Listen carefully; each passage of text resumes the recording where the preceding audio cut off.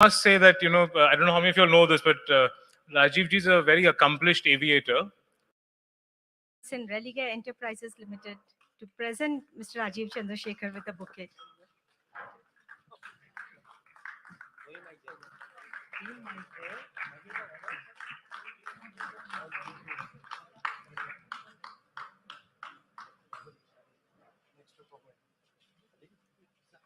Thank you, Dr. Saluja. It's now over to you, Anand and Anil.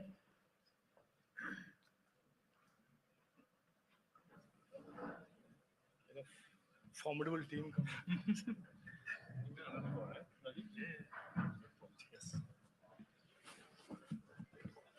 Very careful.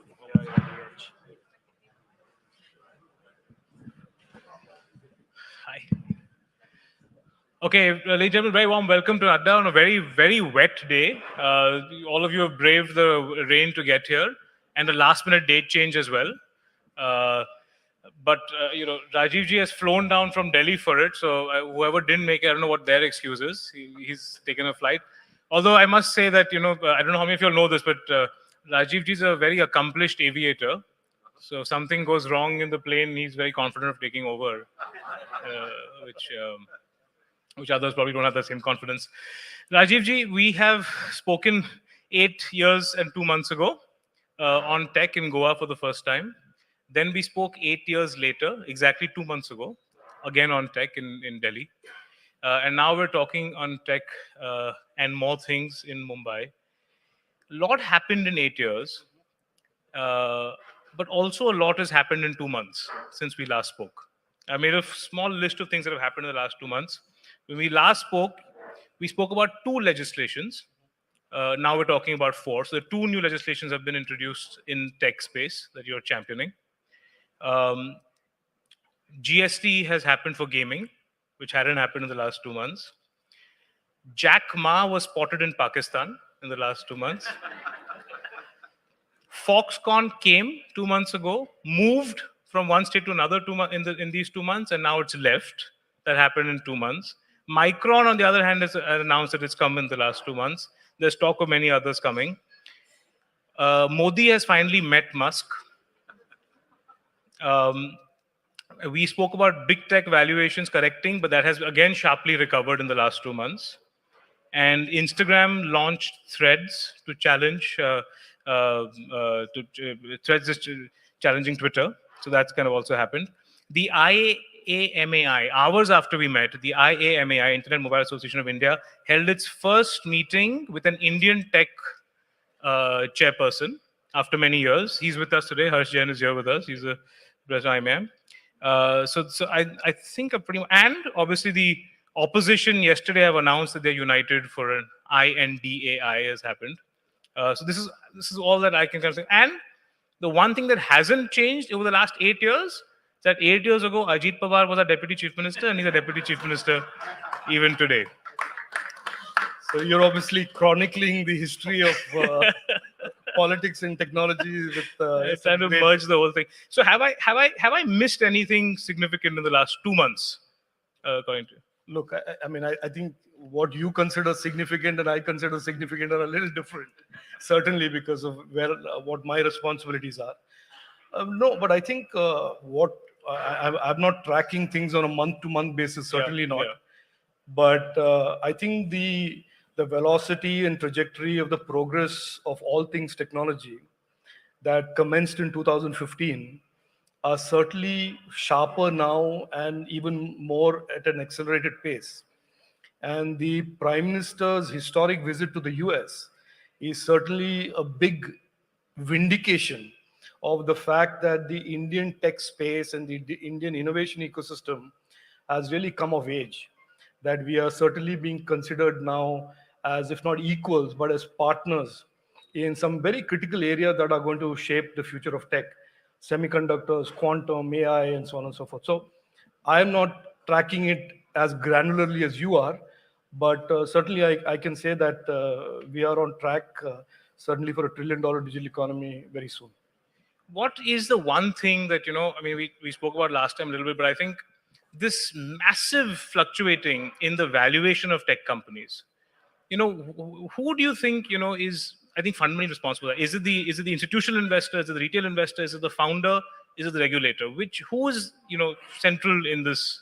At the risk of revealing how old and ancient I am, I will say this, that this is not the first time it's happening. This has happened repeatedly. I've seen this in the mid 90s, I've seen this in the early 2000s, and we are seeing a repeat of it. There is always two asynchronous cycles at play here. One is the growth of innovation, and then the interest of investors. And these things don't track exactly parallelly. And they sometimes intersect, and one then falls off the cliff, then the other one does continues. So I don't think we should read too much into valuation corrections. It is in a sense, something very, very fundamental to the nature of this innovation ecosystem, the innovation economy, that people will overpay, they will overvalue, then things correct. Demand, supply, there'll be more and more people doing the same thing, and suddenly it is not as unique anymore, and then that corrects valuation. And as what we are seeing today, there is risk aversion suddenly in the world because of what is happening global from an economic standpoint. That creates a certain other impact on valuation and risk appetite. So these global trends will certainly continuously impact how our startups in India and indeed around the world will experience valuations and value discovery. But as long as you are in the black, now you don't have to set your goals to be 2.879 billion. As long as you are value accretive in the businesses that you're building, as a founder, I would say that should be the only outcome that you should be focused on. If that outcome is X billion or X million, that should be a function of many other factors, including your own capability and the intellectual property you're building. You've been an entrepreneur, you've been an investor, and now you're on the regulatory side. Is there nothing that you find abnormal, alarming about all this? Forget big tech, but in the startup space specifically. Anand, is there anything abnormal in people paying huge valuations for companies that end up going nowhere? Of course there is. But this is like we say in the free market, everybody has the right to be foolish and make foolish decisions as well as take smart decisions. It's a fundamental right of investors. And so the government has no role here in coming and trying to adjudicate or set a base price or say this is the right. You remember in the old days in India, we had the capital controller of capital issues, CCI, that used to determine market pricing. That is not the government's job. It is really between an investor and a founder or a company to determine at what price they want to transact. And the investor is being foolish or he's overpaying. Maybe he has a rationale for it. Maybe he has a strategic sense of why he's overpaying. That is not something that the government should or could or can ever intervene in or regulate. What about the jobs that then kind of come in? I'm not being too negative. I'm just trying to get a sense. You might not as a regulator get involved, but as somebody who's followed tech for so long, somebody is at $22 billion valuation, then overnight you're at 5. No, look, The valuation will affect the investor, of course, but it's more importantly that high valuation was powering job growth, right? They were hiring because of a high valuation. Right. No, so there are two ways now. You can either say that the jobs were creating high valuation, the high valuation were creating jobs. Which came first? I don't. Okay. It's that whole Christopher Columbus. Sure. I'm going out to discover something, and I discover something else. I think. Look, if you see layoffs in the tech space post-COVID, it has happened to Google, it has happened to Microsoft, it has happened to Meta, it has happened to the biggest and the smartest and the greatest, and then the small startups as well. Everybody coming out of COVID thought that digital boom and the digitization boom and the expansion will be a permanent phenomenon. Everybody thought work from home would be a permanent thing. And you are now seeing post-COVID, as the disease is being defeated and economies are settling down and the old models are recovering, that there is now a balance between the digitized world and the digitized workplace versus the real workplace. And so therefore, there are people who have overestimated demand, overestimated consumption of digital products and services, and that correction is manifesting itself in resizing, right sizing of organizations. This is, in my opinion, it's a pretty natural thing for companies, even the big ones, and the startup space specifically. The boom or bust is, in a sense, built into the DNA of what a startup is. Right. So if you look at startups, just to narrow it down to the ones that are in the semiconductor design space, Yes. we've got some 28, 30 odd companies that have started doing design Yes. in India. So, while we're looking at fabs and chip manufacturing, is there a trade-off between the services part of it, that is designing, something of the ARM, the UK chip design company? If that, is that something that we ought to focus on more than the fabrication itself? No, so I don't think it's a binary, Anil. I think the way we have approached it from December 2021, after the Prime Minister approved the semiconductor policy, is that we are building an ecosystem. And why this is important is for those who understand the way technology is going and technology performance is being built, is that it is no longer a unipolar approach towards the next generation of performance. Design innovation is also creating performance enhancement. System design is also adding to it. Packaging is also a very important part of the equation going forward, as well as fabs and the latest nodes. Today, you look at NVIDIA is a company, is a $1 trillion company, is a fabulous company more or less, and they have intellectual property to the next generation of GPUs. So design, and because the world of semiconductor is now creating a space for design-led performance innovation, it is right time for India to be a player in the semiconductor space. We have today, apart from North America, the largest pool of semiconductor talent in the world. We have close to 100,000 engineers in India today that are working for the global majors, that are all highly talented, highly skilled VLSI. Now, if they can also start developing intellectual property, next generation devices, and that is what the market is seeking. The NVIDIA success is certainly a beacon that says that this company that came out of nowhere is today setting the tone for what will be the next generation of semiconductor and devices in the AI and AI compute world. And that is precisely what we want out of our startups. And we are funding them in the government, we are funding them through grants, we are funding them through equity. And we are also encouraging the big companies, the ones who actually own the IPs, the EDA companies and the semicon companies, Intel, AMD, to also partner with Indian startups, so that even if you don't end up in the short term with IP and devices that are Indian, we can at least have co-owned IP and co-owned devices developed in India. So, how significant is the Micron investment?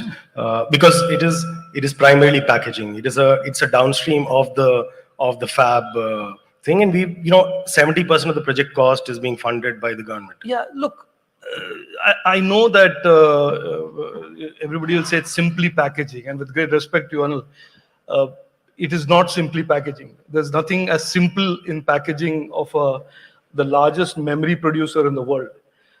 Packaging is about as sophisticated as an area for innovation and performance as any other area in this ecosystem that I talked about. Yes, it is less capital intensive. Yes, it is less sophisticated than the fab. But that is not a comparison where the packaging comes off looking bad. Fabs today are, simply the most complex manufacturing process in the planet. And I'll give you an example of what a fab means. To give you an idea, a fab of 10 nanometers is drawing circuits when a red blood cell is in comparison is 1,000 nanometers. That is the granularity of the manufacturing process.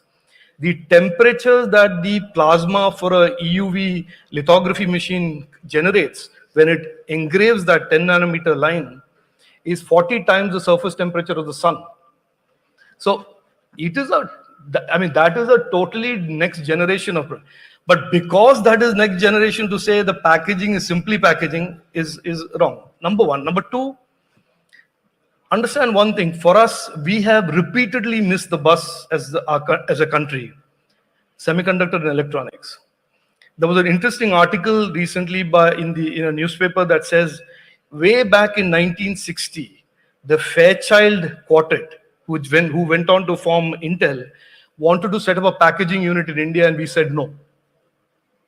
So we are a case in the last 65, 70 years of just a simply repeated lost opportunities in semiconductors. So when Micron, as a company that has multiple options around the world to invest and build capacity and capability, and is one of the most important brands in the semiconductor space, comes to India and says we choose to start a packaging unit in India, with, of course, the fond hope that at some point they will vertically integrate and create a fab here as well. It is something that is a big landmark milestone as far as I am concerned. And to achieve this in 18 months after we launch our ambitions, I think is not an insignificant achievement. Now, there will always be the naysayers, the cup is half full. I mean, these are the same naysayers who had the cup fully empty for 65 years. And so they'll say, no, why is the cup not full immediately? And I say to them that, look, the Prime Minister's vision today is to build in 10 years a semiconductor ecosystem and a position for India in the semiconductor supply chain of the world that China took 30 years to do and is still unsuccessful. China spent $200 billion for its semiconductor ambitions and still came up short.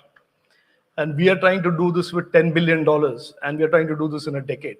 So if anything, I think what we are doing today is something that we should be, I'm not saying pat me on the back or pat Prime Minister on the back, but certainly as a country, this is something that we should all be fully behind. So we have actually, go back to the 60s, even like not even that long ago, I mean, Nokia in Tamil Nadu got shut down. Was the biggest, most, it just should not have happened, that kind of self-goal.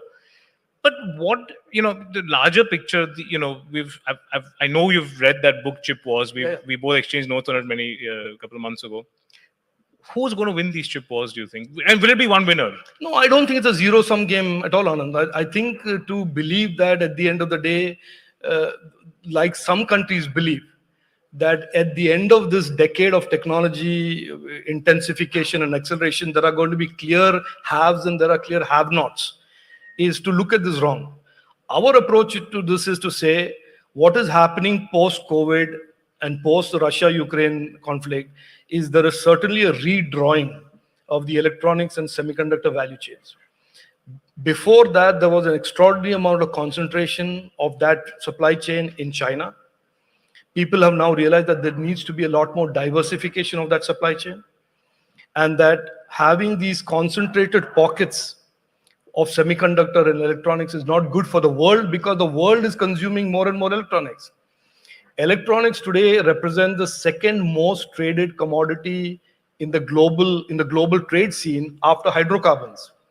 The global market size for electronics is 1.7 trillion. Of it, 65% of that originates from China. So I think there is this redrawing underway.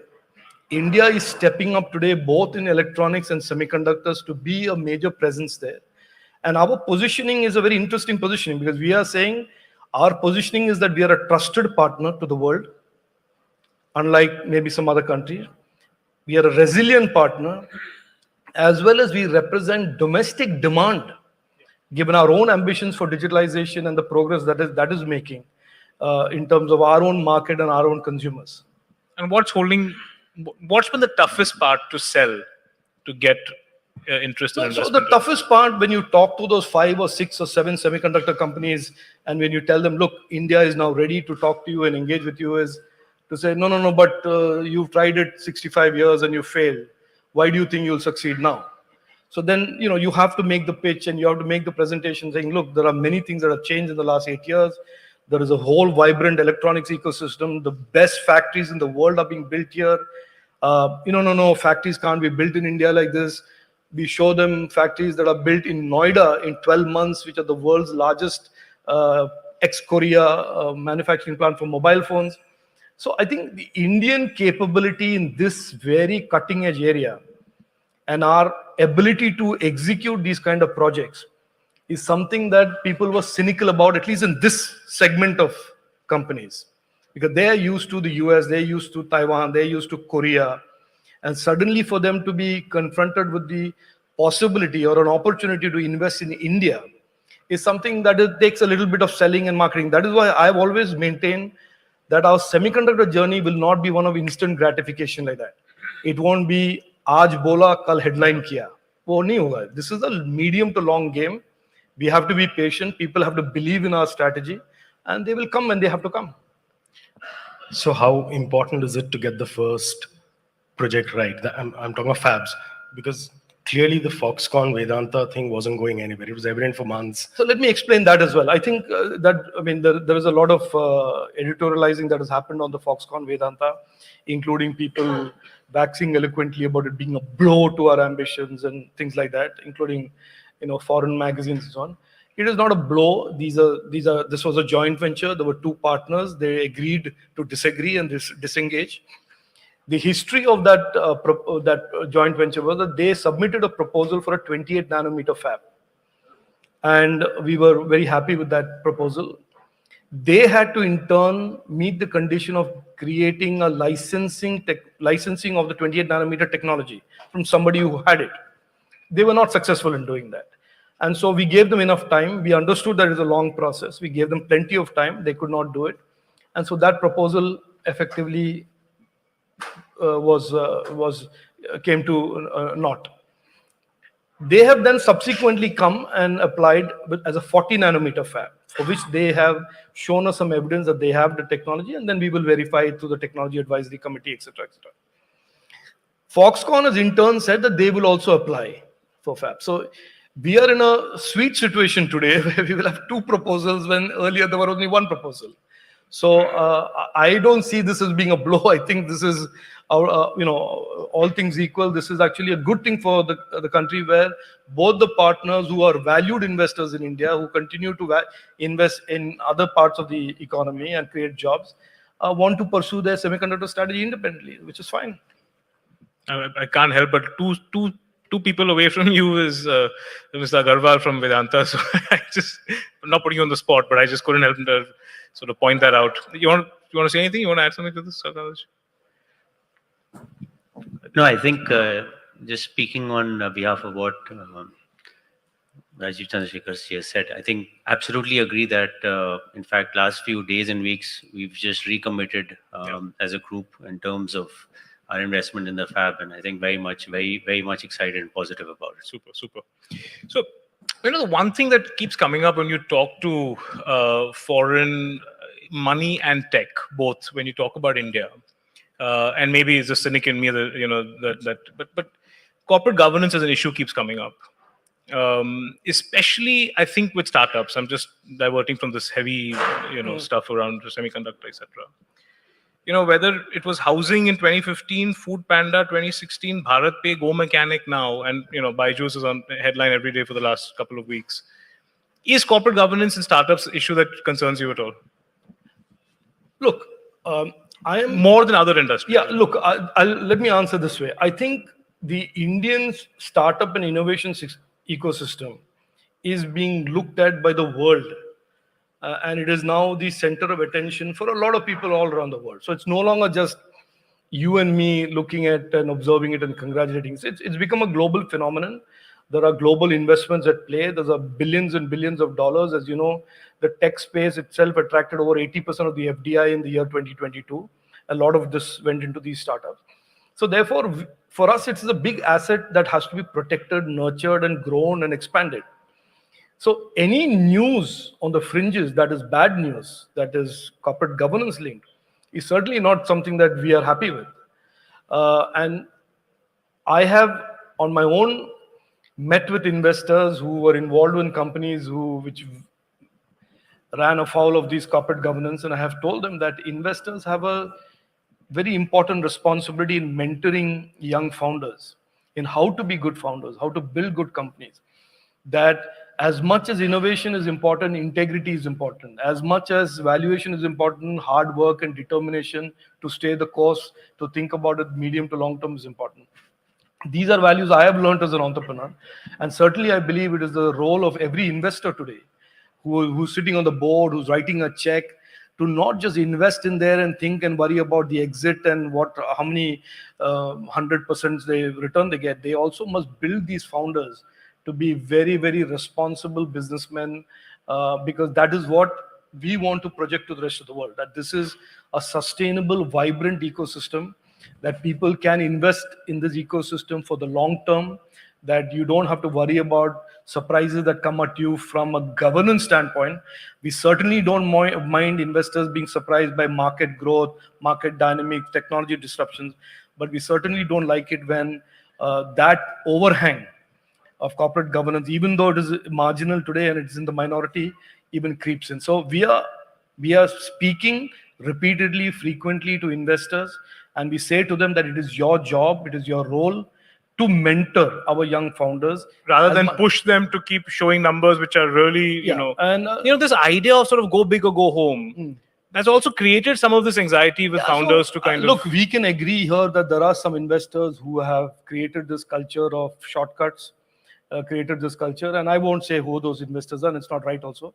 But certainly, I have spoken to many of those investors and said, we will not be happy, because at the end of the day, it is not harming just one investment. You are creating a problem for the overall perception of this huge, very important part of our ambition to be a $5 trillion economy. For us, it is not academic. Yeah. A $1 trillion digital economy has a lot of space there that is occupied by, will be occupied by startups. So it's extremely important for us, and we say this repeatedly whenever I get an occasion to do that. And of course, in the particular last instance that you spoke about, the Ministry of Corporate Affairs has stepped in and is looking at whatever has to be looked at. Because governance, and I say this whether it is to Twitter or whether it's to anybody, big tech, big, small tech, Indian tech, foreign tech, that in India, we are a country run by laws. However smart you are, how spiffy you are with your PR and your all of that, you still have to understand that at the end of the day, there are laws in India that you have to comply with, and that is the basic essence of running a business in India and operating a business in India, regardless of who you are. You and Twitter have had a long relationship that's been very dramatic and love and interesting too. But that doesn't happen anymore. I think that's one thing that I think you and this government has been quite good about. They've kind of pushed back on that, the swag and the kind of No. the, So I don't the want arrogance of the Silicon Valley Yeah, founder. no, in a so sense. I don't even want to. I don't want to even suggest that it is adversarial. It is not adversarial. I think it is very easy for us to just keep saying that our expectation is that you do the right thing, and not the right thing as I interpret it or you interpret it. The right thing as is in the law. So whether you are Twitter or you are Meta, you are A or you're B or you're C or an Indian company or a foreign company, small company, big company, the expectation from the government of India is that you always comply with the law.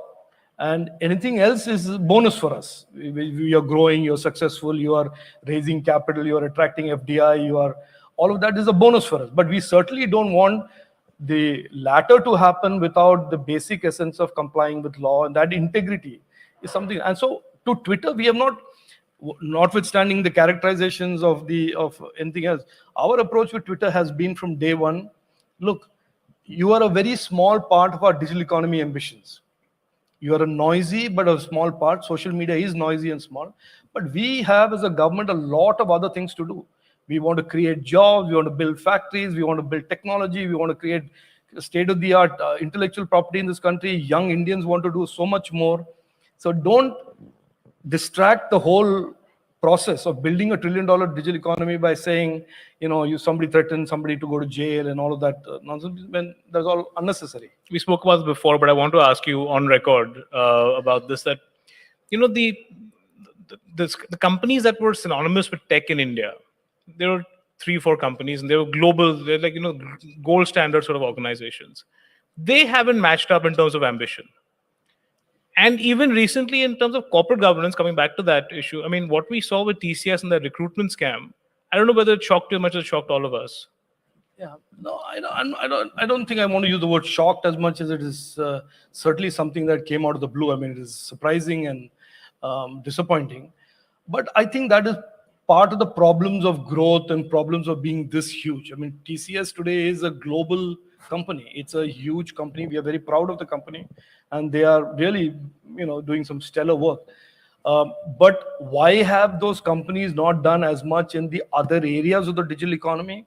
That they have to say. I have certainly engaged with their leadership and have said, look, Why are you not supporting more startups? Why are you not, investing in more? And I think this is a great opportunity for you to do it, not by way of criticizing them, but by inviting them to doing more than the conventional ITES, because our ambitions for the $1 trillion digital economy is predicated by all of these other areas of tech also being, in a sense, capitalized on and pursued as opportunities and invested in.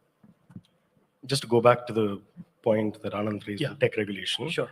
The telecom ministry has come out with, some sort of rules on OTT, on how to sort of get into that space and regulate OTT players.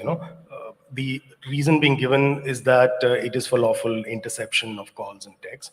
MeitY already has a proposal on the first originator.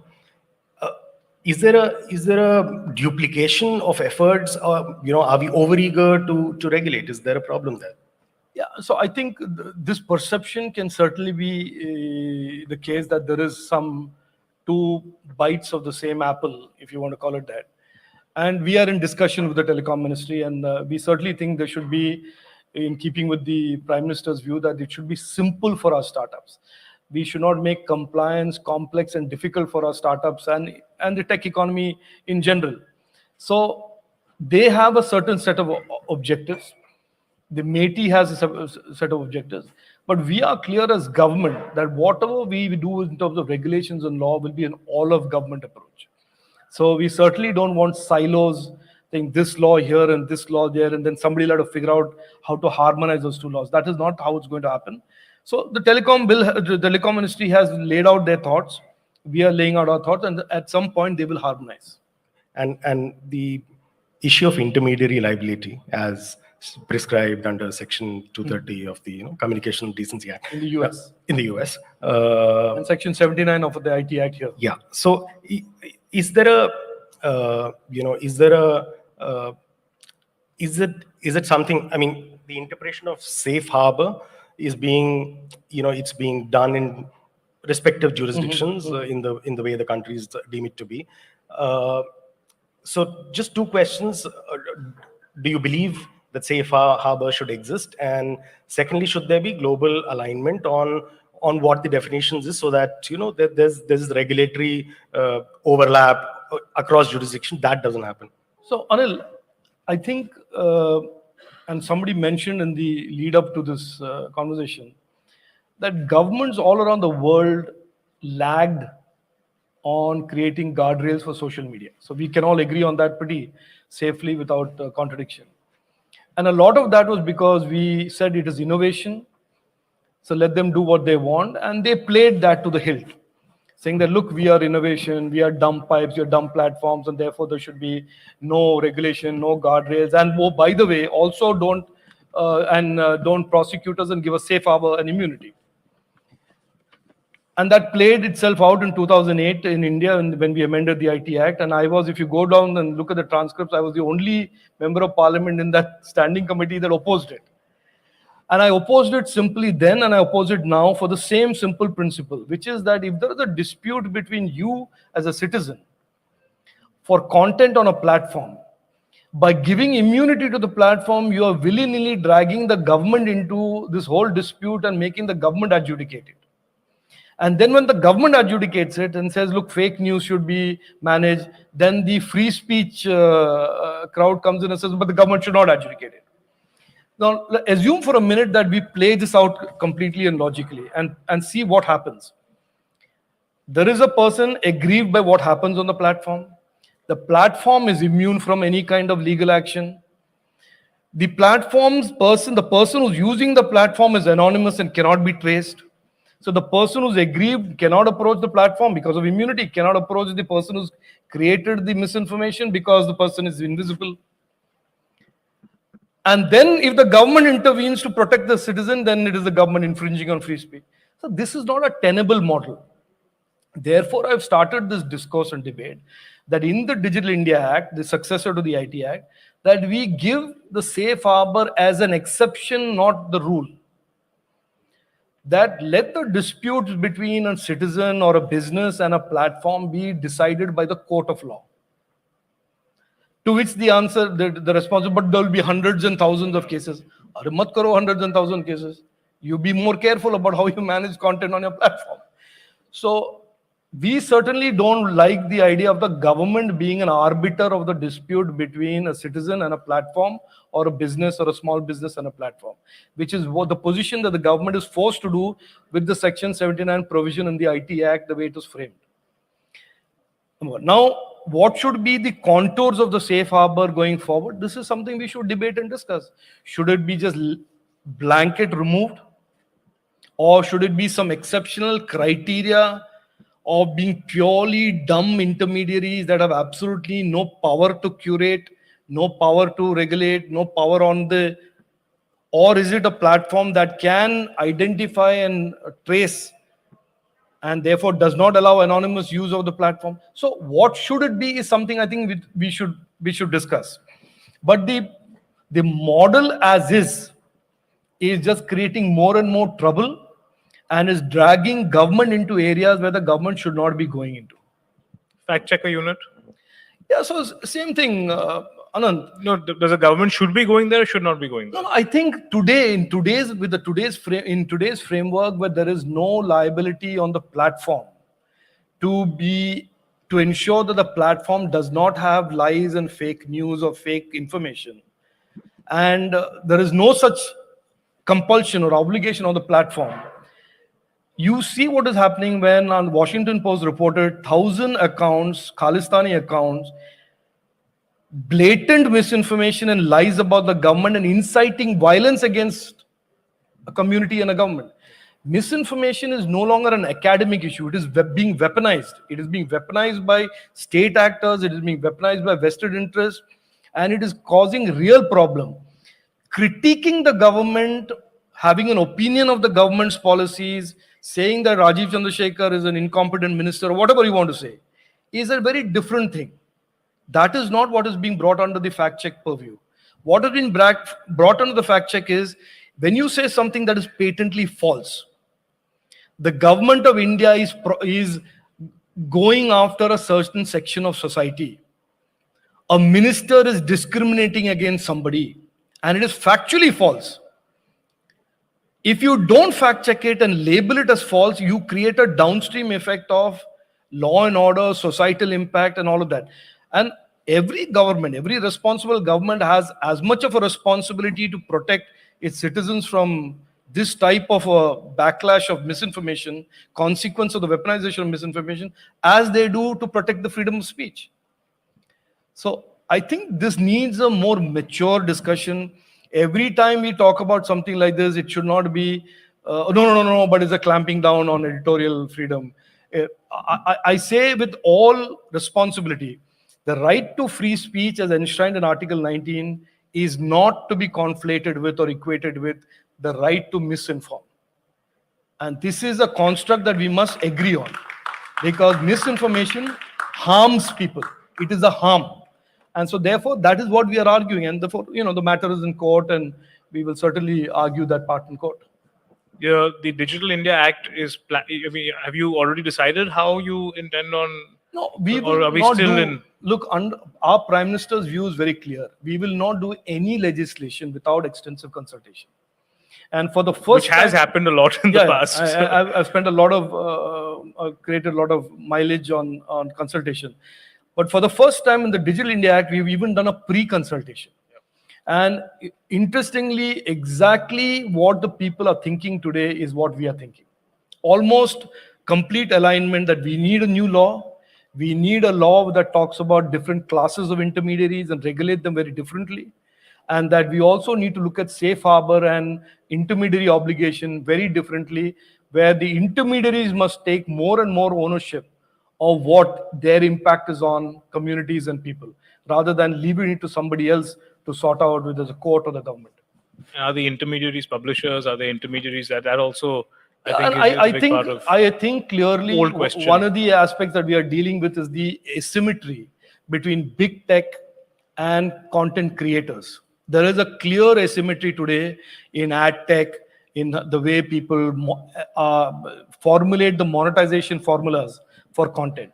So we certainly want to make sure there is no abuse of market power. We certainly don't want to allow in the openness section of our DIA, we certainly want to create a symmetry there where even the small content guy in India or the big media or whatever, people who are sweating and creating original media, original content, are not just left to the vagaries and whims of a big tech platform in terms of what that content will bring them in terms of monetization. So we want to create some principles there. How closely have you and your office looked at the Australia's legislation? No, we have studied every legislation, and I can tell you everything that we put out there will be state of the art, contemporary, benchmarkable against the best practices in the world. Even in the digital personal data protection bill, we went out and studied everybody, what they have done. And we think what we have come up with is uniquely Indian, but at the same time, globally very competitive and acceptable. The personal data protection, is that, how much of it is being inspired by the EU, just to get a sense of? No, look, I don't, I will not accept, and I don't want to accept that it has been inspired by anything but our own understanding of what is right and wrong for our citizens and for our innovation economy. Of course, there are other bills there, and everybody has read those other bills. But our bill, the architecture of the bill, the design of the bill, it's much more simpler. It is not compliance intensive, and it manages these seeming contradictions of protecting the citizens' rights, allowing the innovation economy to expand and grow, and giving carved out emergent requirements of the government to access personal data in emergency situations. So these three seemingly contradictory sort of requirements are being met in the bill. You know, you said about sort of regulators, coming in and not allowing somebody to sort of have this monopolistic ability to dominate beyond just their core business. Yes. And it is, I think, interesting that the fact is that these business models are kind of built on the ability of being able to actually do exactly that. The fact that they've got a certain user base, what can they upsell that user base? What can they, how can they keep monetizing that user base? And so just yesterday, I think the EU said, Microsoft Teams can't bundle with Office 360.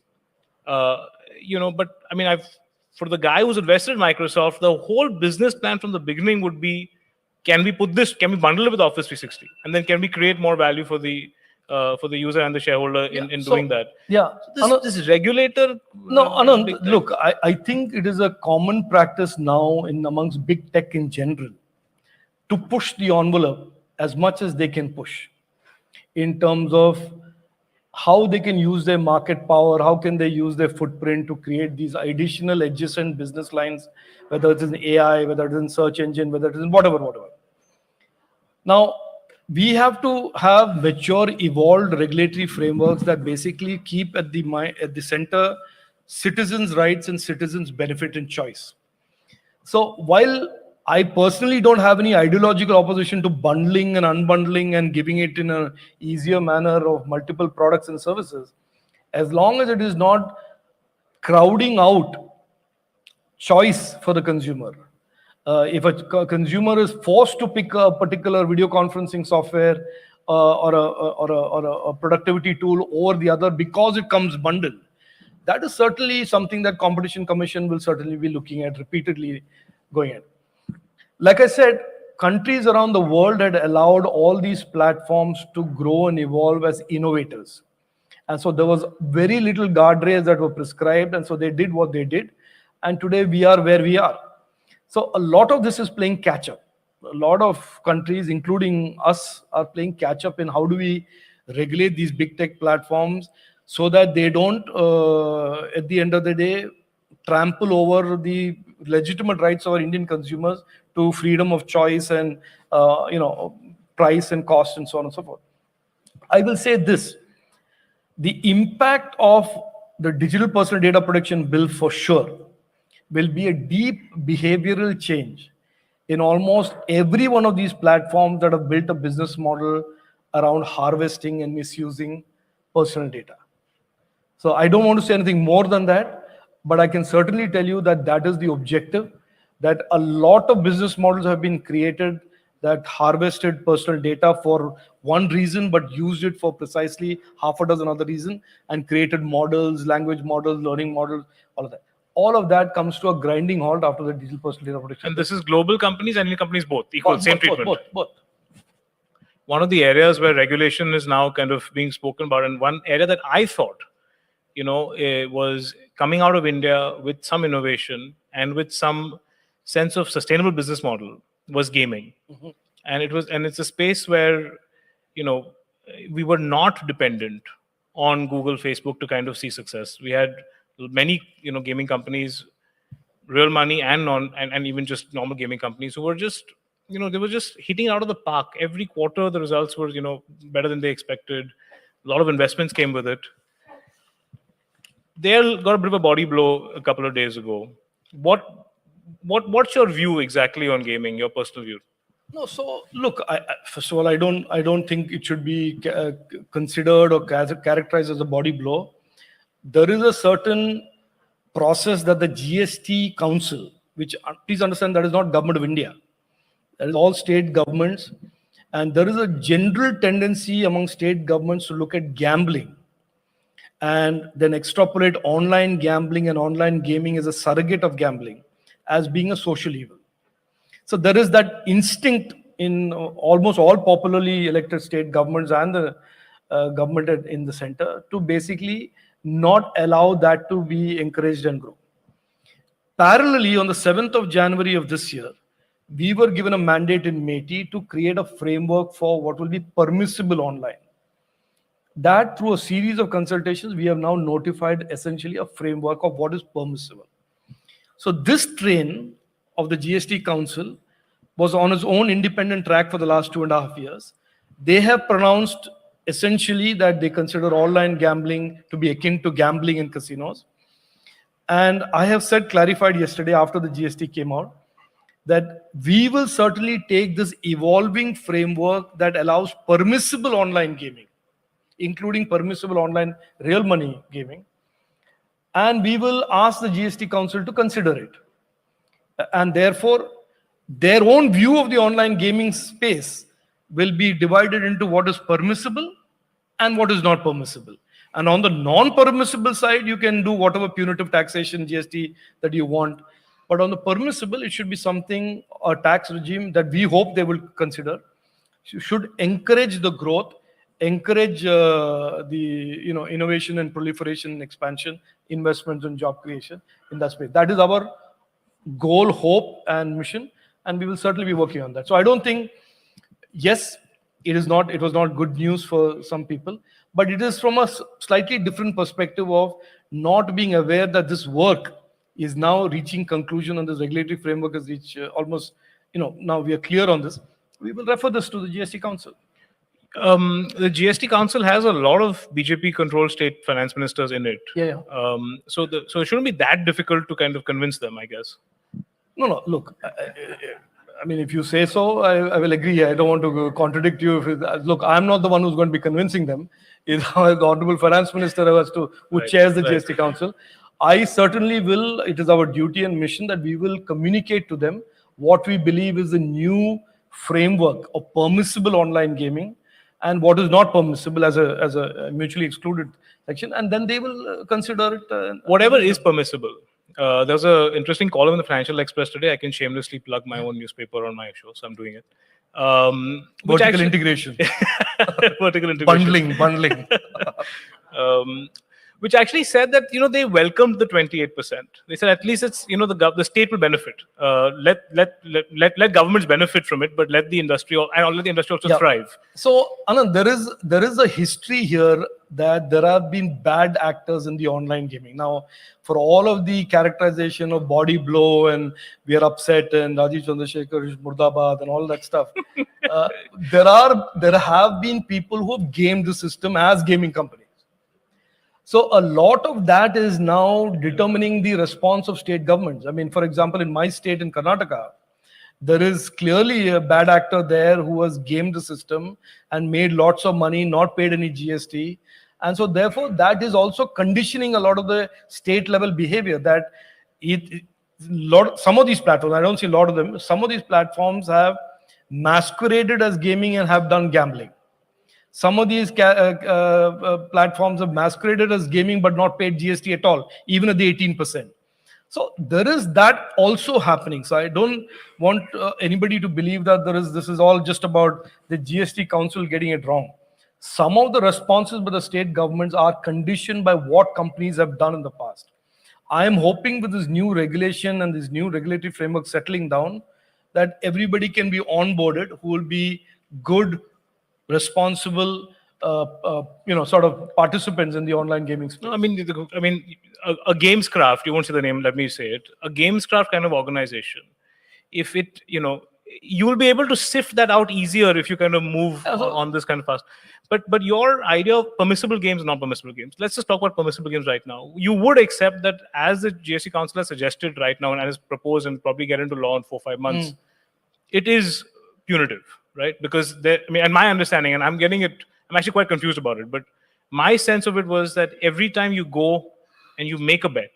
So there are many, one of the problems is that there are many interpretations of this, and it's not still fully clear even to me. Okay. Are you paying 28% on every wager out of the wallet into the game? Yes. Are you paying it one time into the wallet?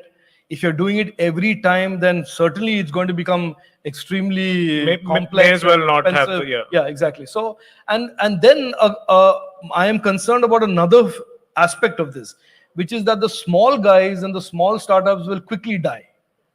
And that is certainly not what any policy objective is, that we want only the big guys to weather this and the small guys die. So I think, like I said, we are at early stages of developing this framework.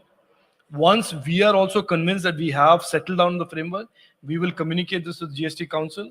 And I have spoken to the Honorable Finance Minister herself, and we will hopefully have them consider this. Something similar kind of happened with crypto.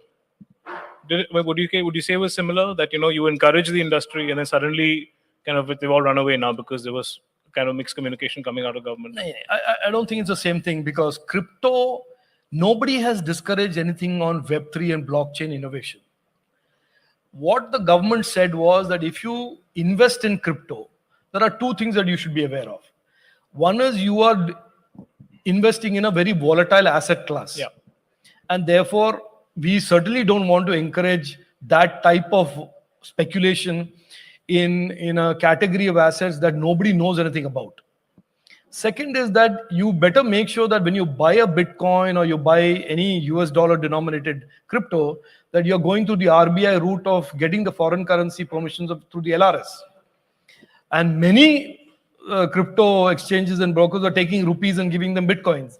And that was all running afoul of various different laws in India. So what was said during Budget 2022, and I think many people thank the government for having said it, because a lot of people exited crypto before the entire US crypto markets went through this significant meltdown from September, October 22 to now. $1.5 trillion of losses were clocked in the crypto as all FTXs of the world went to jail and everybody else went to jail. So I think the fact that the government put this red light, amber light out there in 22 March, saying be careful. There is this LRS foreign exchange issue that you should be careful about. And we certainly consider this a volatile asset class. Because if you were using it for payment, no problem. But 99% of those were using it for speculation. And on the tech aspect, blockchain innovation, there is a view that this sort of conflates with the crypto innovation. I mean, the move from, say, proof of work to proof of stake, all of that was to ensure that mining happens in a more efficient way. So there is a link. Does a clampdown sort of kill that? Is that a worry? No. So Anil, see, the world today is struggling in how to regulate this Web3. It is a totally new animal. It is a distributed ledger. It is taking the internet, which is distributed anyway, and further distributing it and desegregating it. So these are all now common challenges that the world is looking at. And naturally enough, because we are the largest presence on the global internet today, with 85 crore or 84 crore Indians on the internet, and 120 crores Indians by 2025. We are the single largest presence on the global internet. So the world actually is looking at India and saying, you tell us what your regulatory views are. And for example, this whole principles of openness, safety and trust and accountability that we've laid down for all policy making for the Indian internet, that the Prime Minister has laid down, is now being followed by the US, it is being followed by EU. The whole aspect of regulating AI through the prism of user harm, the world is now responding to that. That's what we set out to do.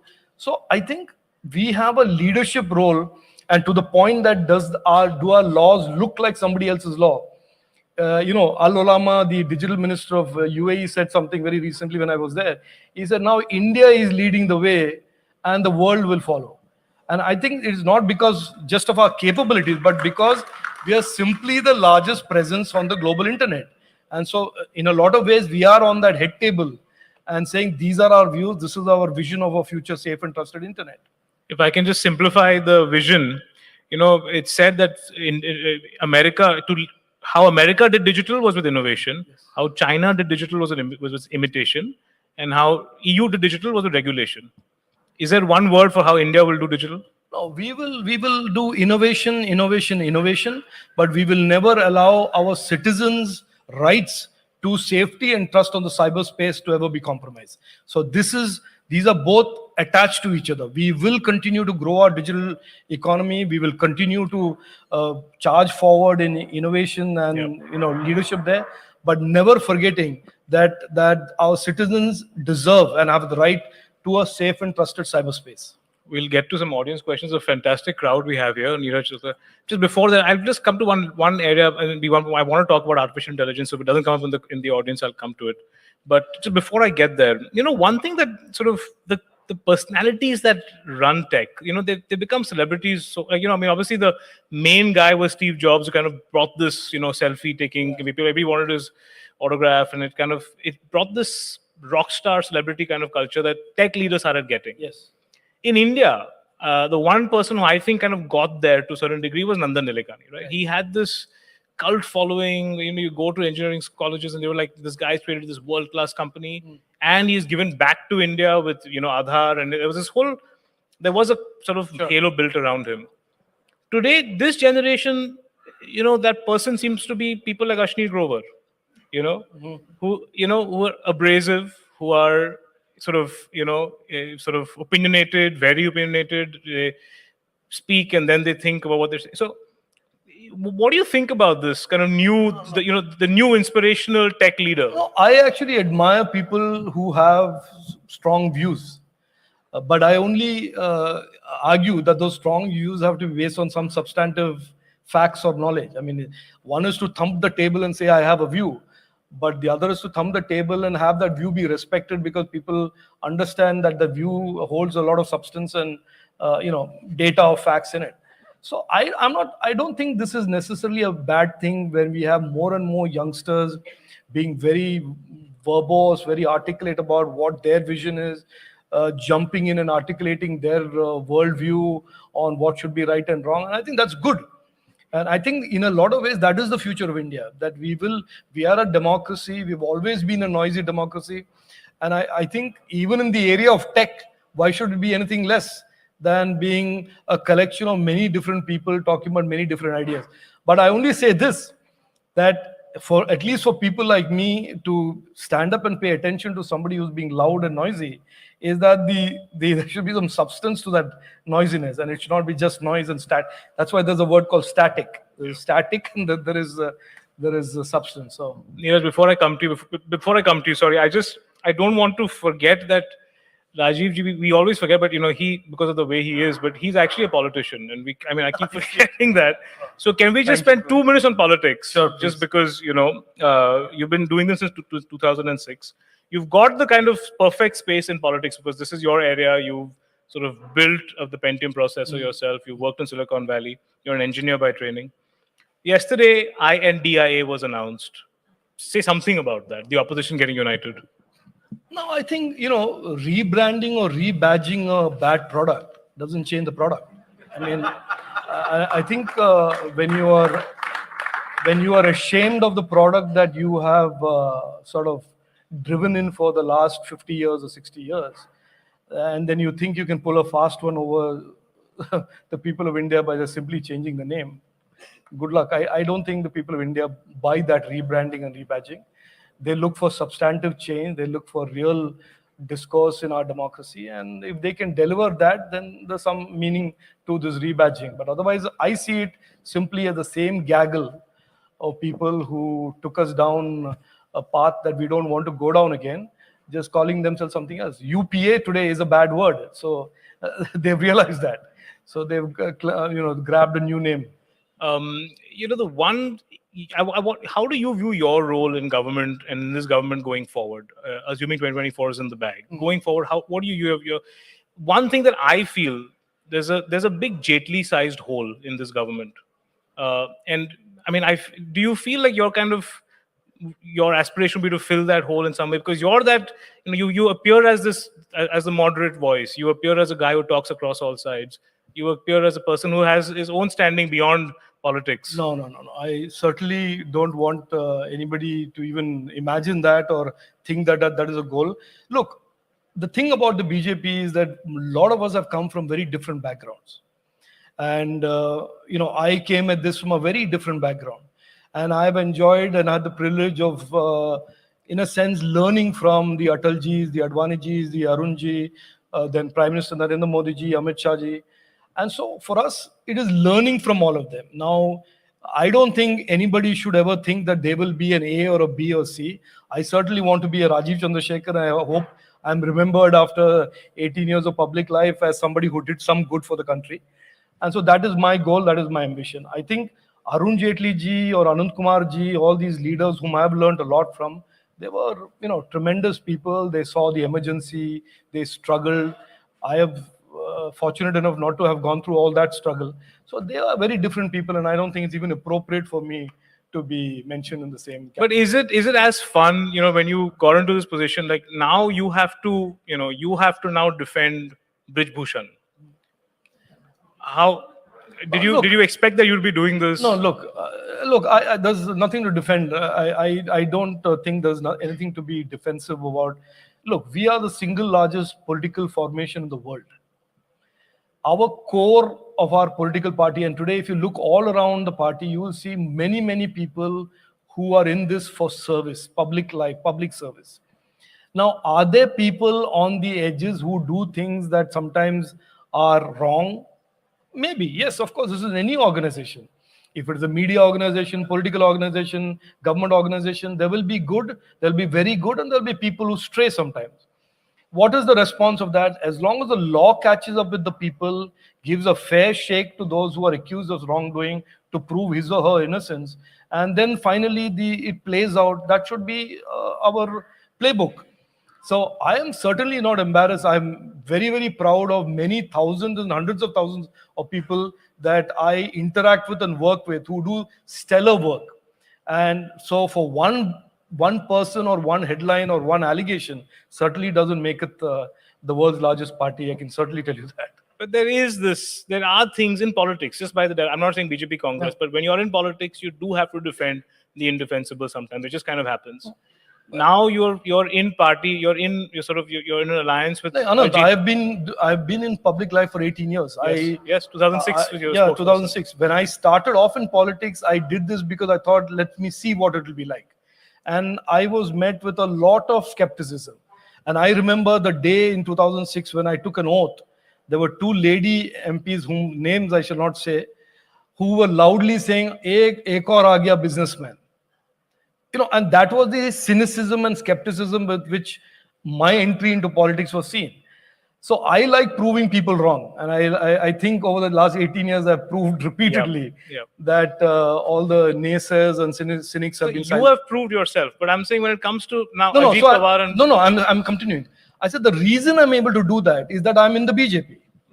If it was somewhere else, I would be running after some dynast and figuring out what gift to give him or her, or what fawning adulatory phrase to call him, or what photograph I should put in my pocket or whatever. So I have led a life in 18 years of public life where I have been given responsibilities based on what I have delivered, based on my potential, and there has been no godfathering. There's no godfathering in the BJP, and it's a great privilege and honor for me after 16 years when the Prime Minister picked me up and gave me this job on the 7th of July 2021. I did not expect it, and so I think that journey itself should tell you that this is a very different political formation compared to the rest of the guys who are doing the rebadging. Yeah. But you have to defend the NDA. Now, NDA now is Ajit Pawar, Praful Patel, the other people who literally like a week ago we were kind of getting. Look, I don't know why this is a defense. There's a very simple explanation.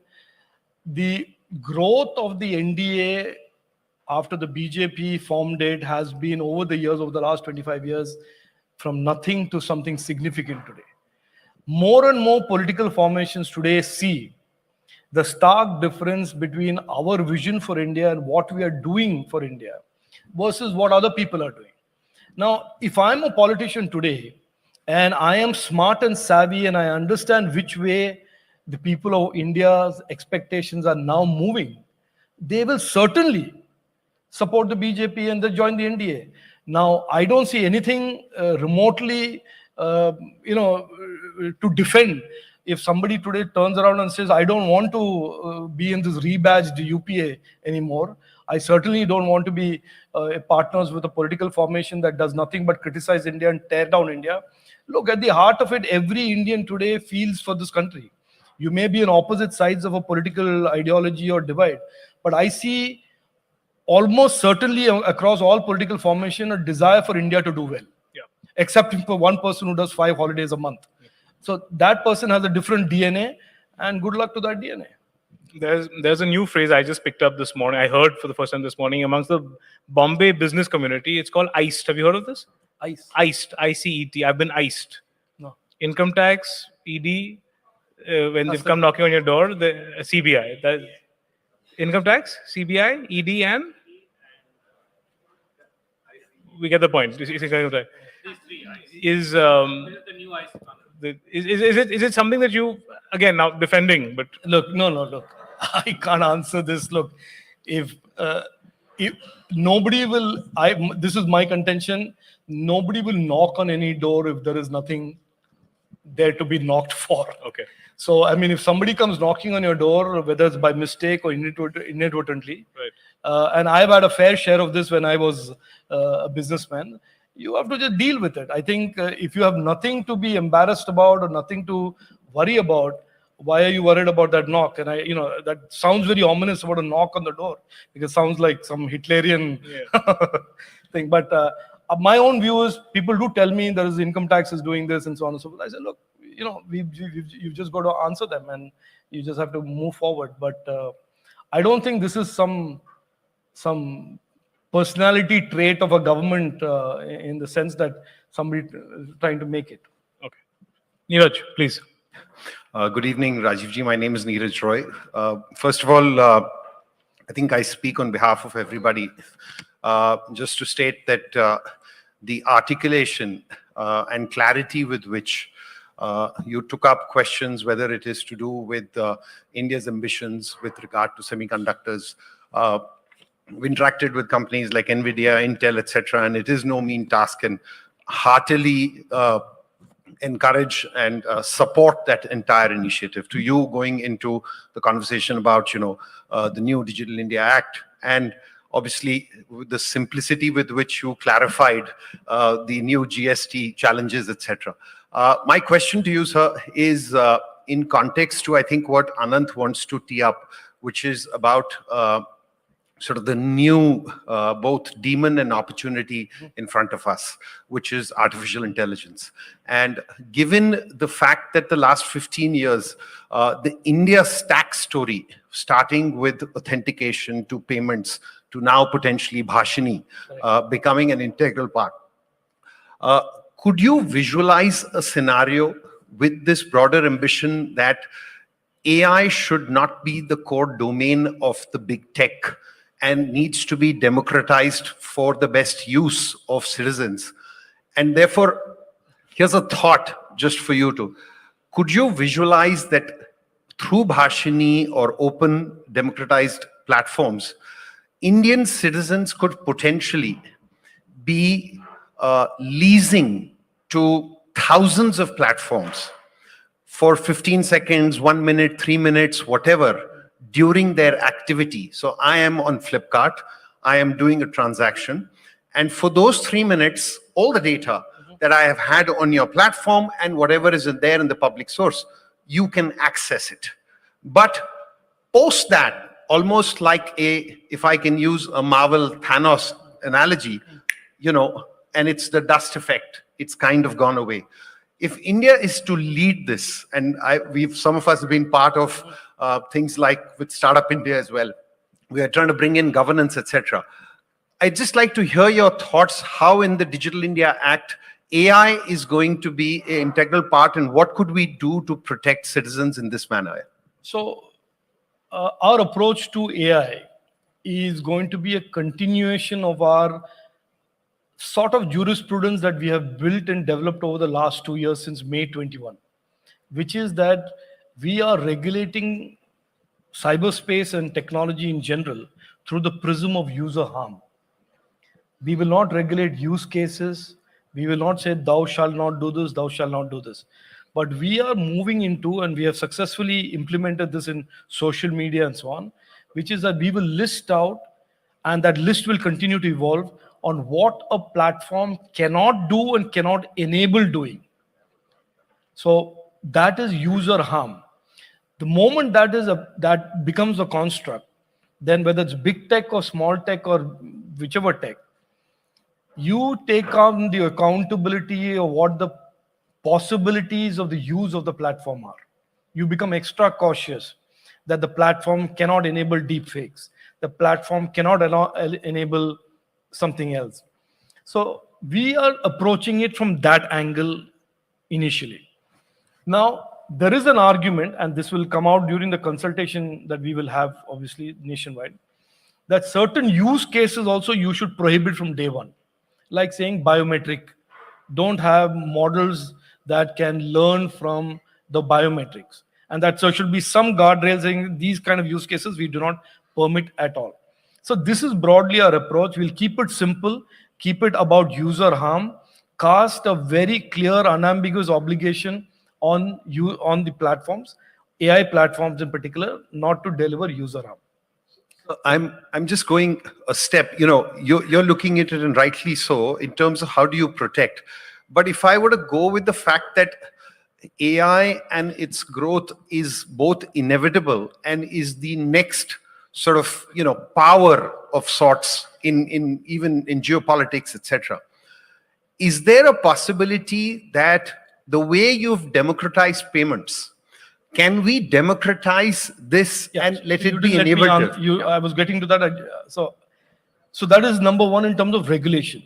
In terms of the whole space of AI and how we plan to occupy that space, the program that the Prime Minister has sanctioned is called India AI. And a large part of the India AI, there are about 6 different elements to it. We are building our AI compute capacity here of 25,000 GPUs. We are building innovators and creating funding for innovators in AI. One part of it is called the India Datasets Program, where almost all of the data in India, private and public, in anonymized, non-personal form, will be made available through a platform curated as data sets or paired data sets or groups of data sets to Indian companies and Indian researchers only.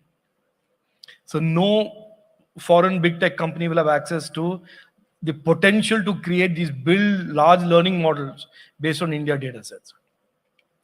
The third, you talked about Bhashini and the India stack. We certainly are going to build learning layers and learning into the India stack.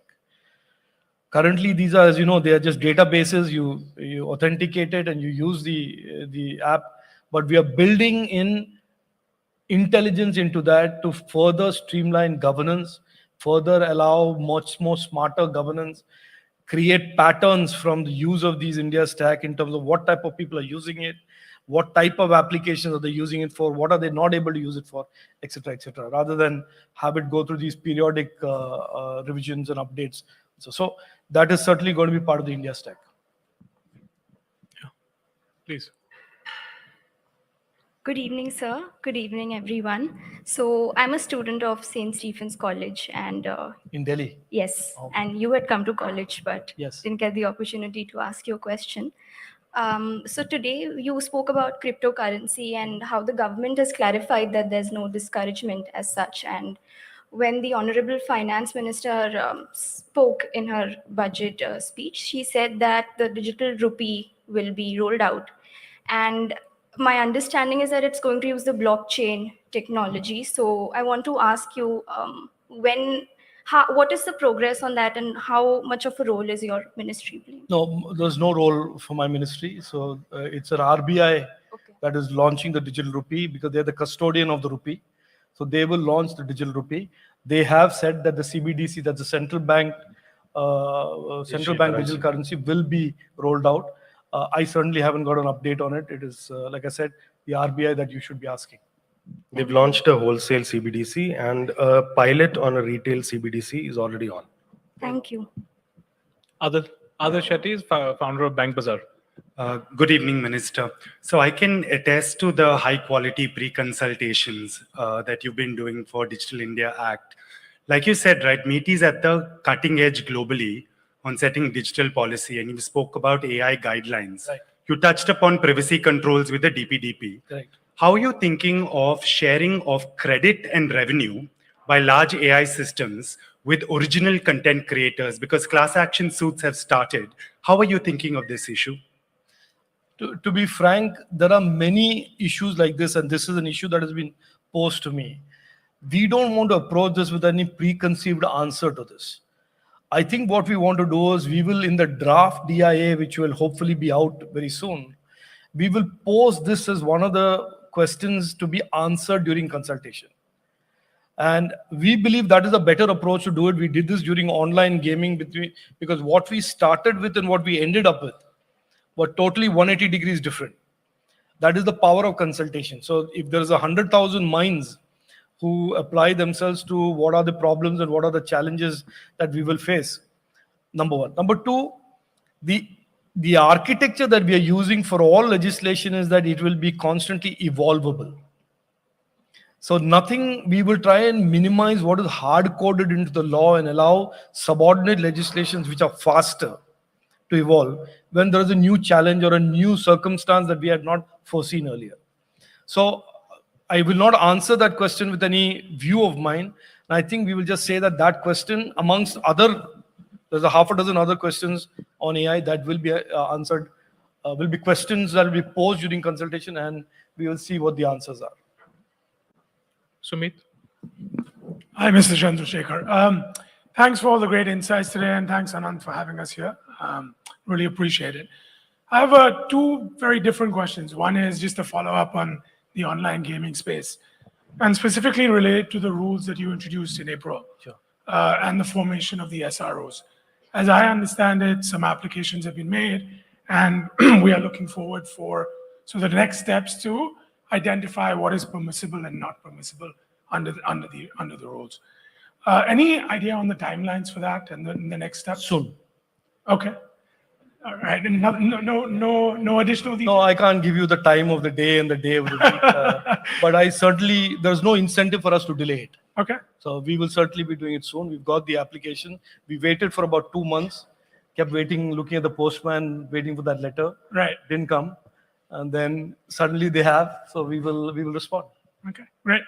And this coming back to the conversation on AI. I know that you guys are working on India AI, but if you think about AI in this connected world, how do you actually control a good actor or a bad actor if the globe doesn't come together on this subject? I agree.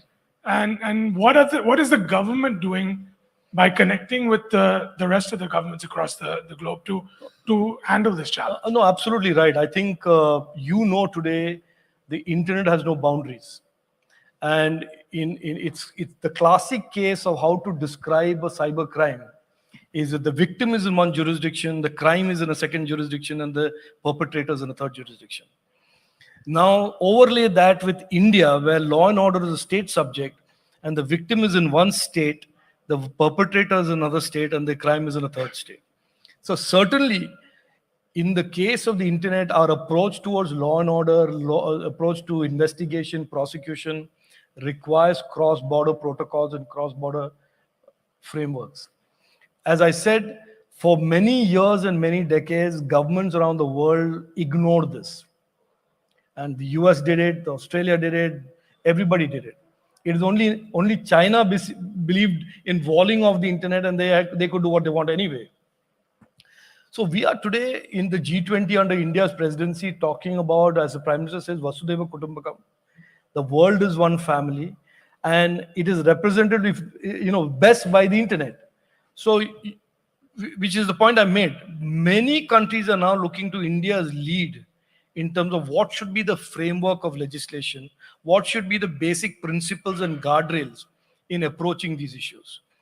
It is absolutely impossible for law enforcement in India today to prosecute a crime that is originating in, let's say, some Central Asian country, and the victim is in Singapore, and the crime is in a bank account in a third jurisdiction.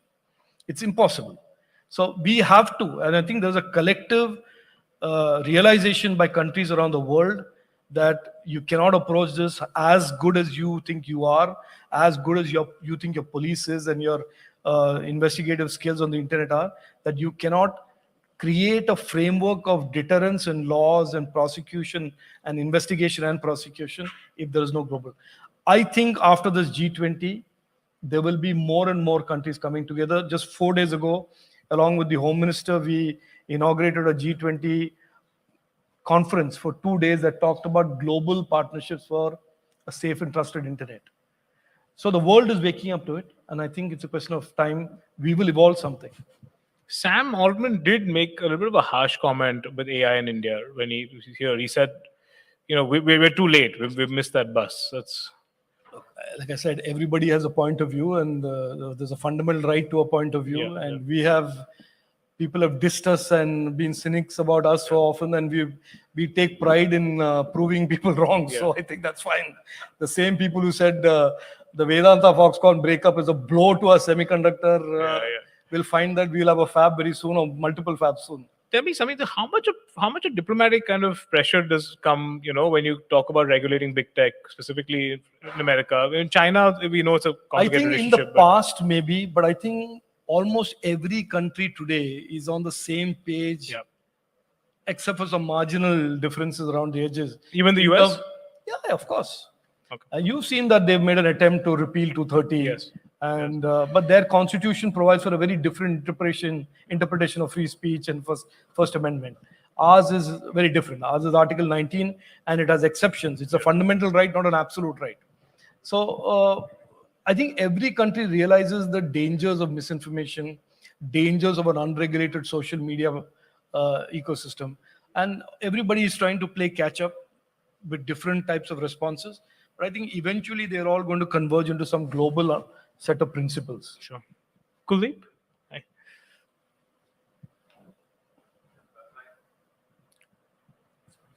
Hi, my name is Kuldeep Sikarwar.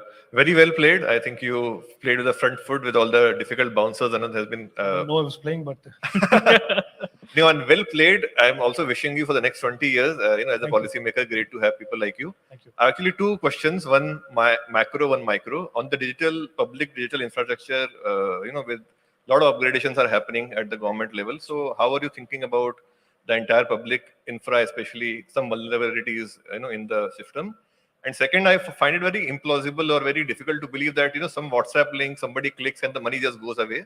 It's some banking and something. So how are you guys thinking about trying to cross borders is difficult, obviously, but within India, it seems just too easy to kind of, get away with all these things. So your comments, please. Yeah, no, I think, let me take the second one first. Again, if you look at it, it is sitting at the intersection where 3 different ministries are involved. And then there's a state government involved. So, for example, whenever somebody reports that I am a victim of a phishing incident, or some money has gone off from my bank account because I clicked on the wrong link, you have to report that crime to a police station in a local jurisdiction. It's a state government police that takes care of it.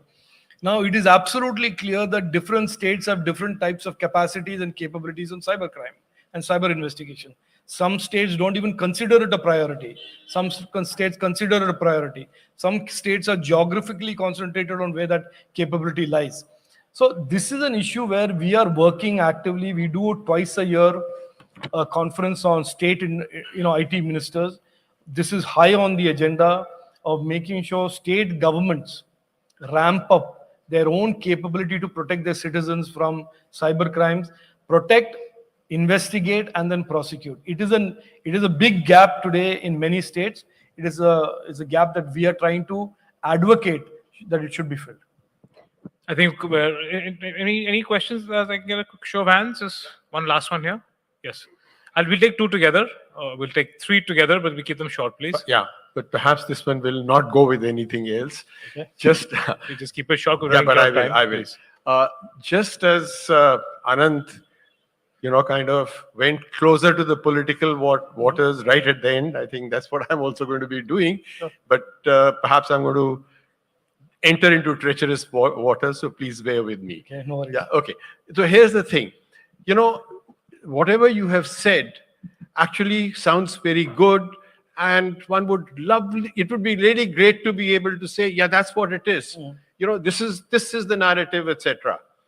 But unfortunately, there's a lot of data and there's a lot of experience that comes our way which doesn't seem to be corroborating it. Okay. For example, let's take the issues head on. Bridge Bhushan. Yeah, sure, the law should take its course. But, there has been total silence. We've not even heard somebody say that let the law take its course. The law has taken a lot of time. So these are the kind of things which actually somehow muddy the narrative. Similarly, so if you just step into the shoes of the other side, similarly, if you see the kind of claims that are made, and so many of those claims are then proven to be wrong with your terminology of substance. Okay. And then you say, oh my God, that cannot be. How can somebody be making such a claim? Okay. Any comments on that part of it? No, so the Bridge Bhushan thing, it was asked and answered. I think if the police is doing its job, there's an FIR being filed, witnesses have been brought, and there's a comprehensive FIR that's been filed. I don't think there's a need for anybody to stand up and say, let the law take its own course. Because that is precisely what is happening.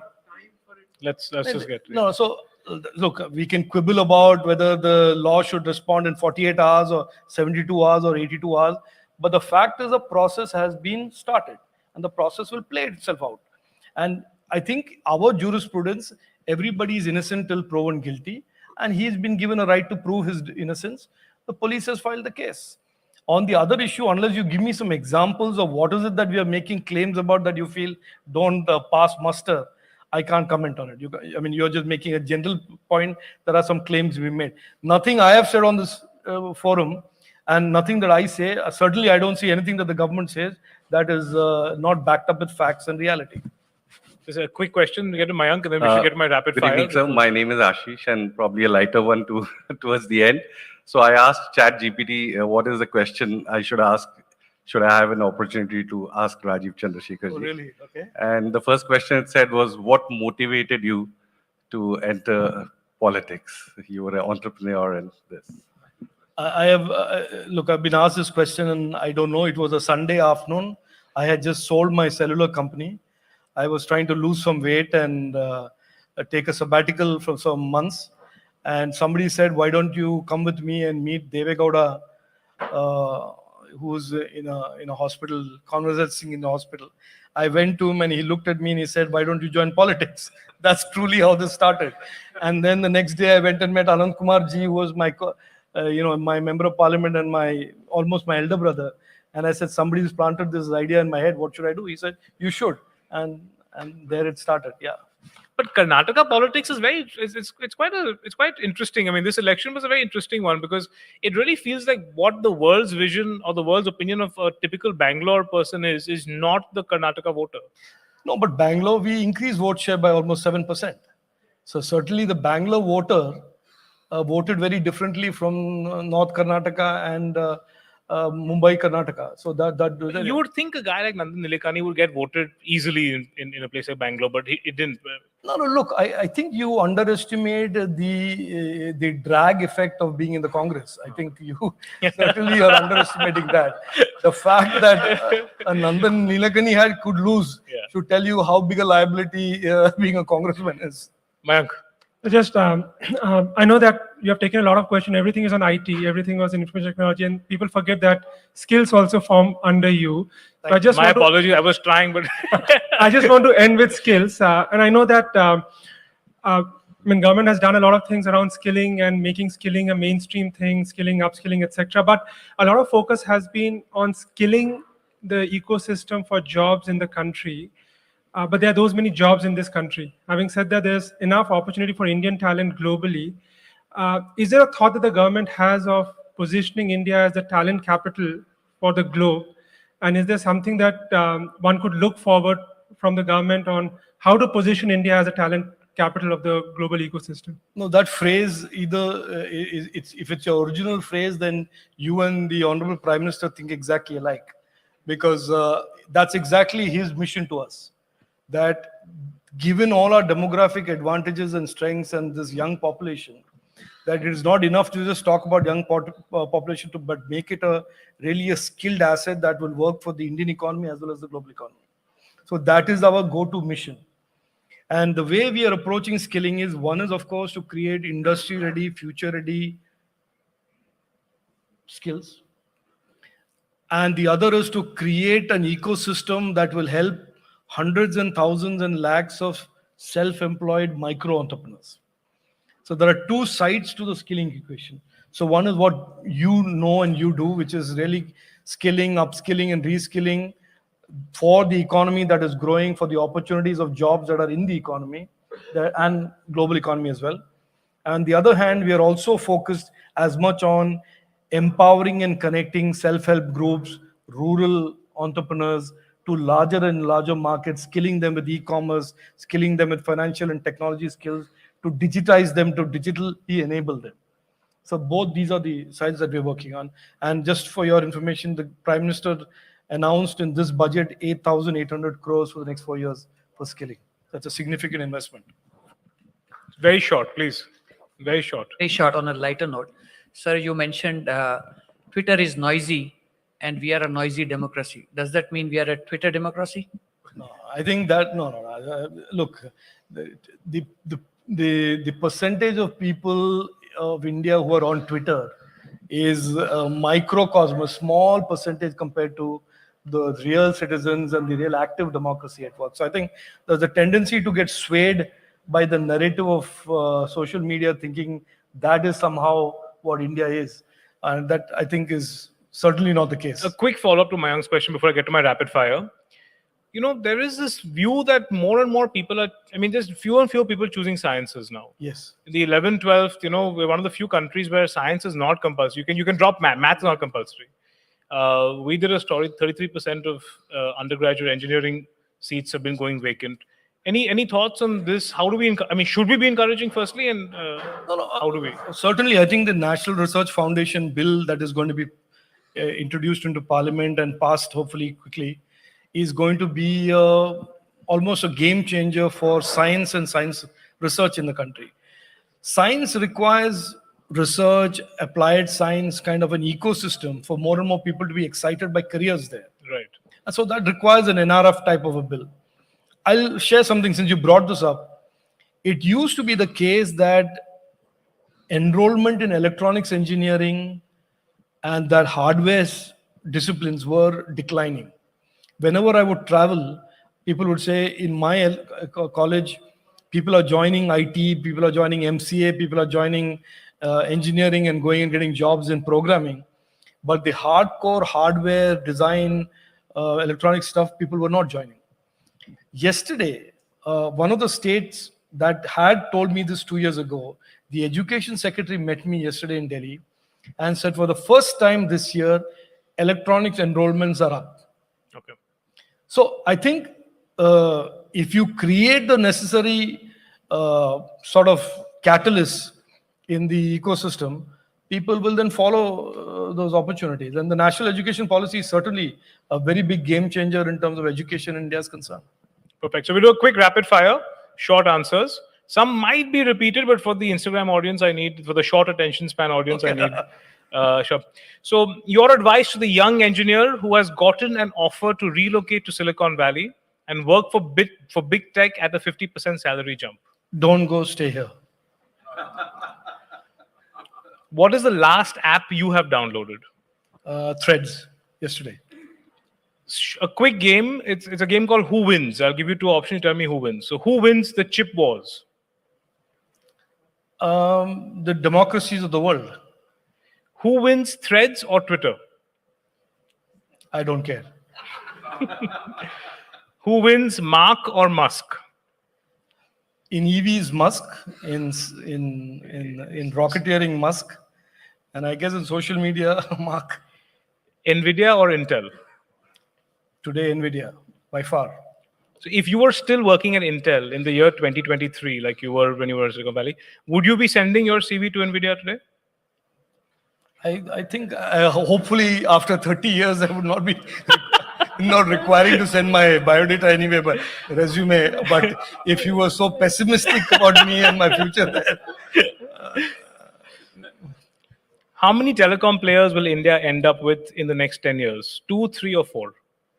We should have a minimum of 3 for sure. And it would be good to have 4. When is the last time you disagreed with the Prime Minister? Never. When is the last time the Prime Minister sought your advice? No, look, the Prime Minister doesn't seek our advice. We have regular reviews with him. And he is very clear and very precise on when he thinks we are not doing our job. And he tells us that very candidly. The one tech commentator you suggest all of us interested in tech must follow? Oh, it's impossible. I mean, there's no one tech commentator that I follow. There are hundreds and there are so many different people depending on which area you're interested in. Look, but I certainly encourage people to get onto the dark internet and join some groups and hear 18-year-olds talk about the future of tech. That will be far more enlightening in terms of how far behind we all are in terms of our understanding of tech when you hear an 18-year-old talk about SIM cloning and hacking a crypto wallet. Can you rate the performance of the American tech regulators? Has it been good, bad, or average? Very laissez-faire, very let the markets decide. That is certainly not what we need or what we want, what we should have. Our people need a lot more protection from market forces and big tech power. So certainly laissez-faire and certainly not even close to what we should be doing. The one skill that every school in India needs to urgently equip its students with to tackle AI? I think basic tech skills though every student must have.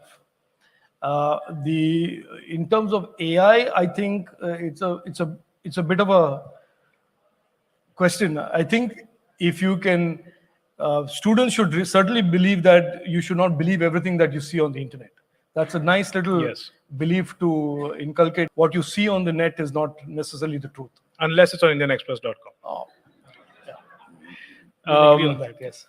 Policy or politics, what excites you more? I think they're both the two sides of the same coin. I like making an impact, and I think being in government and being in politics allows you to make an impact, and that is certainly why I'm here. User experience, user privacy. The two ends of a spectrum. Which side are you closer to? No, both. I don't think these are two sides of two ends of a spectrum. They're two sides of a coin. I think the user must experience, but the user's right to privacy cannot be violated, regardless of the experience. The toughest question you've ever been asked as a minister? I can't remember a tough question, but maybe you can help me with that. But I don't remember any tough question. Okay, the one tech entrepreneur from India you look up to? Or maybe the tough question is, why haven't we got a fab yet? Yeah, that's the one that you're going to get a lot now for the next 6 months. Anil, you asked that, huh? The one tech entrepreneur from India you look up to? No, there's not one. I like a lot of the young group that is coming out and building these things. I like them not for what they're building, but for their confidence and their real, their real determination to succeed. I think that is a spirit that was available in the past, but that was an exception rather than the rule. But the widespread confidence that we see today in the young generation is just absolutely inspiring. The one politician, not BJP, from India who you look up to. Not from India. Yes. No, not from BJP, but from India. Not from BJP, from India. I had a lot of respect for Rajesh Pilot, the late Rajesh Pilot, because he was a student of my father's in the Air Force. Okay. And he was the person who coaxed me or convinced me to stay back in India in 1991 and pursue the cellular opportunity. So I have a lot of respect for him. I have a lot of respect for Deve Gowda because of the reasons I've told you. He showed me the way, if you want to call it that. And of course, amongst you said no BJP, but I certainly want to add that within the BJP, there have been 4 or 5 people who have certainly been inspirational to me: Anand Kumar, Arun Jaitley, Narendra Modi ji, Amit Shah ji, and Atal ji and Advani ji. So I have to say them because because they certainly have inspired me. Last question: the one investor you look up to, global. Not really. I mean, I can't think of anybody. I mean, everybody is successful. They have mixed. I decide my heroes very sparingly. Yes, I can see that. I have a slightly higher threshold before I decide that they inspire me. Okay, so one last. I think this should be your toughest question. If somebody asked you the next rapid fire, you might be saying this. You're on a flight to Silicon Valley. It's a direct flight. It's just 2 people on the plane. You have to choose Gandhi or Savarkar. Who do you choose? To choose to do what? To be on the plane with you. To Silicon Valley. You have a long flight. You have 1 passenger. You can choose between these 2 people. And they both want to go to the Silicon Valley. You have to choose one of them for the long flight. I will let both of them travel and I'll step aside. I want to be here in India anyway. So. Thank you so much, Thank Rajiv you. ji, for a lovely session. Thank you. Thank you to the audience. I know it's been a very tough day to get out of the house, so thank you all for making it. Really appreciate it. Thank you, Anand, for the fabulous session. May I now invite Unni Rajan Shankar, editor of the Indian Express, to present a token of appreciation.